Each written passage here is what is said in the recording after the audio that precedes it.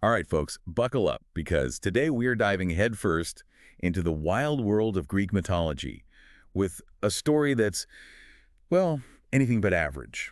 It's definitely one of the more, shall we say, eventful birth stories in Greek mythology. That's putting it mildly. I mean, have you ever heard of a god being born from his father's thigh? Yeah, not your typical Tuesday, that's for sure. And that's exactly what makes Dionysus, the god of wine, ecstasy, and, well, revelry, such a fascinating figure. His story is as much about those celebratory, life-affirming aspects as it is about the darker, more tumultuous side of existence, which is really fitting when you think about it. Absolutely. And we've got this incredible article that really digs into the drama surrounding his birth, focusing on the, well, let's just call it a very complicated love triangle. Love triangle might be underselling it just a tad.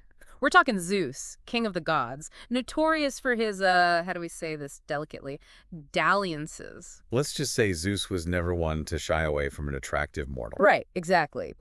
And this is where it gets interesting. With Semele, this beautiful princess, he seems to have broken his usual pattern. Yeah, the article really emphasizes how Zeus was smitten with Semele, smitten enough to approach her as himself in all his godly glory. Which is a huge departure for him. I mean, usually Zeus prefers a good disguise when he's engaging in these sorts of affairs. Right. It makes you wonder, what was it about Semele that made Zeus break his own rules? Was it love or something else? Maybe a bit of both, but that's a whole other deep dive. Run the time, perhaps. But speaking of complications, we can't forget about Hera. Ah, yes. Hera, queen of the gods, wife of Zeus, and let's be honest, not exactly known for her forgiving nature when it comes to her husband's infidelity. That's an understatement. Mm. But what's interesting here, and what the article really highlights, is that Hera's reaction, while totally in character, is also incredibly calculated. It's a very different side of her rage, right? We're so used to seeing the lightning bolts and the monsters and the outright vengeance. But with Semele, Hera opts for something far more subtle. More manipulative, almost. Absolutely. She disguises herself as an old woman, all harmless looking, and basically plants these seeds of doubt in Semele's mind. Seeds of doubt that ultimately lead to Semele demanding to see Zeus in his true, defined form. And well, we know how that goes. Not well for Semele, that's for sure. No mortal can just look upon a god on all their power and survive. Right, and that's the tragic irony of it. Semele, manipulated by Hera's deception, asks for something that ultimately leads to her own demise. And it highlights that very clear power imbalance between gods and mortals, something that's so central to a lot of Greek myths. Exactly.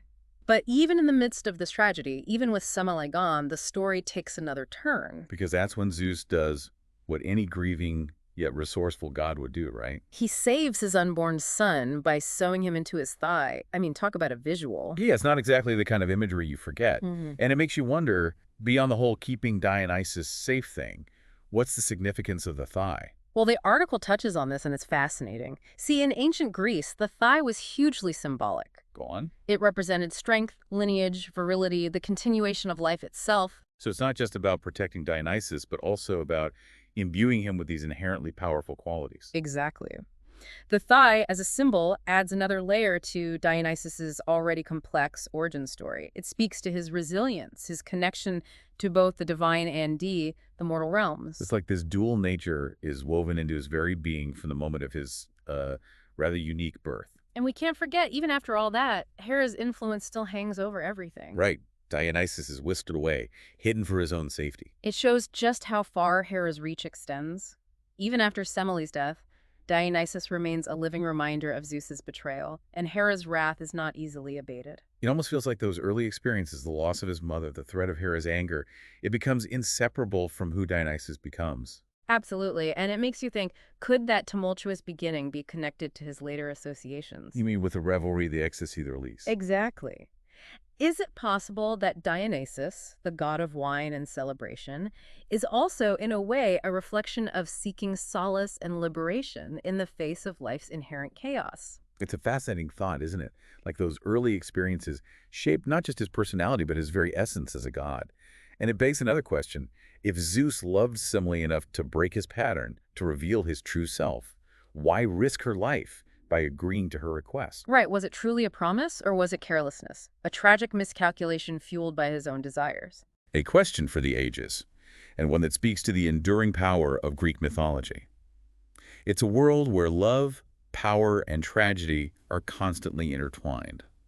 So the next time you raise a glass of wine, you might just want to spare a thought for Dionysus, a god born of both love and loss. A God who embodies the highs and lows of human experience, reminding us that sometimes the most profound lessons are born from the most tumultuous beginnings. And that's a wrap on another deep dive. Until next time. Happy pondering, everyone.